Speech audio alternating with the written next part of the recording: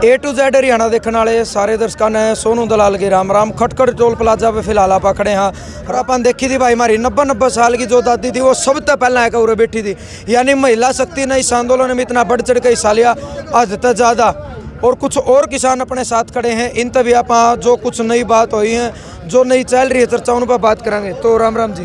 राम राम जी। अपना परिचय दे दे। मैं सुरेश मौर्य छात्र से। अच्छा जी। हाँ जी। तो पहला सवाल यूँ है कि कल की जो अपडेट आई है भाई सरकार ने दीवार बनानी शुरू कर दी, भाई तारा की जो लेयर है वो बना दी, किले गाड़ दी। सरकार चाव के है किसानों का 10,000 साल का इतिहास सरकार समझ रही है। बड़े बड़े आंदोलन मुगल काल में भी हुए, अंग्रेजों के टाइम में भी, उस टाइम भी काफ़ी बड़े बड़े विरोध खड़े करे थे। किसानों ने उनसे पार पाया और बड़ी बड़ी लड़ाइयाँ जीती हैं। तो जो मूड है किसानों का, किसान आंदोलन का, उसको समझने की भूल करी है सरकार। अच्छा जी। तो उसको समझ लेना चाहिए। किसान इन जैसे विरोधों से डरने वाले कभी भी नहीं, ना कभी पहले डरे ना आगे डरने वाले। एक तरफ मोदी जी ने यह बात कही बोले एक फोन कॉल की दूरी है, 3 दिन हो गए वो नंबर ही नहीं पाया। वो झूठ बोलने के सिवा कुछ नहीं करते। एक काल की दूरी है तो वो करीब 2 महीने से ऊपर हो गया आंदोलन चलते हुए। उन्हें कभी भी 70 दिन के आसपास हो गए। तो उन्होंने कभी भी इस आंदोलन को सीरियस लिया ही नहीं। क्यों नहीं सीरियस लिया? नीयत खराब है। वो सोचते हैं कि धर्म और जात के आधार पर लोगों को भड़का के या उधर दिल्ली की जनता को भड़का के इनकी आपस में लड़ाई करवा दें और आंदोलन इस तरह उठ जाए। तो वो दिल्ली की जनता को परेशान करने का मामला है जो इस तरह उधर खड़े करके हैं। 26 तारीख का जो पूरा मामला था एक झंडा वाला भाई, ये धार्मिक आंदोलन बना दिया। उसमें आपकी सोच के को वो जो 3 यूनियन है संयुक्त मोर्चा से अलग है, उन वो RSS और BJP से संबंधित हैं। उनका मोर्चा भी आगे है, आपने देखा होगा बॉर्डर पे। तो उन्होंने सरकार की सहायता पे सारा काम किया।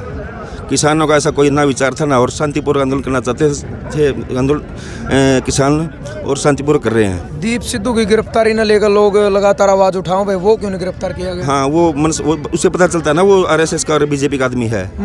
इसी से पता चलता है उसकी गिरफ्तार नहीं किया जा रहा। जो लोग वहाँ नहीं थे, जो लोग किसी तरह की हिस्सा नहीं चाहते, उनके ऊपर मुकदमे 307 के दर्ज किए जा रहे हैं। बेहद गलत कर रहे हो सरकार। एक पत्रकार भी उठाया गया मनदीप पुनिया, पूरा देश ने उसकी आवाज। मनदीप पुनिया, जैसा कि उन्होंने बताया ना पत्थरबाजी हुई बॉर्डर पे है, और उन्होंने बोला भाई आसपास के जो किसान हैं, जो आसपास के गाँव किसान हैं वो परेशान हैं आंदोलन की वजह से, इसलिए वो आंदोलन के खिलाफ हैं, ऐसा इन्होंने दिखाना चाहा सरकार ने।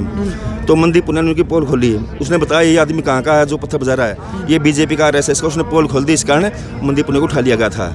और किसानों ने और पूरे देश की जनता ने मनदीप को सपोर्ट किया, तो सरकार को उसको बेल देनी पड़ी। बिल्कुल। तो ईब आगे की के सिस्टम अपना अलग है। टिकैत साहब के साथ भी एक वाक़या है, आपने देखा बाहू को।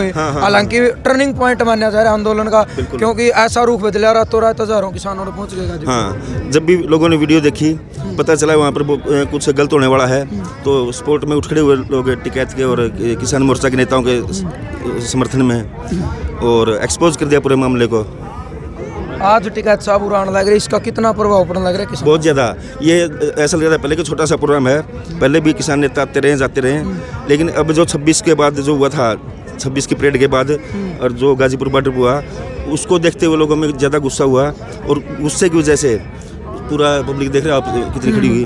कंडेला में भी ऐसा हो रहा है, अब यहाँ पे भी ऐसा ही बहुत भारी भीड़ है। चलो जी, आपका भी होने वाली है। एक बात और बताना चाहूँगा, जो किसान की हालत है, किसान को क्यों आंदोलन करने पड़े।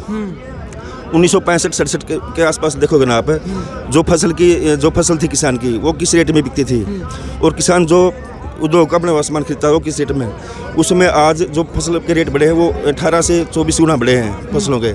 और जो किसान खरीदता है ना, जो की बड़ी चीज़ें, फैक्ट्री में चीज़ें, उनके रेट 200 से 650 गुना तक बढ़ चुके हैं। और किसान के ऊपर कर्ज होने का कारण यही है। तो किसान चाहता है कि कर्जा मुक्ति और डॉक्टर स्वामीनाथन आयोग की रिपोर्ट लागू हो जाए, तो ये हालत ना होती। हाँ, 200 से करीब 650 गुना।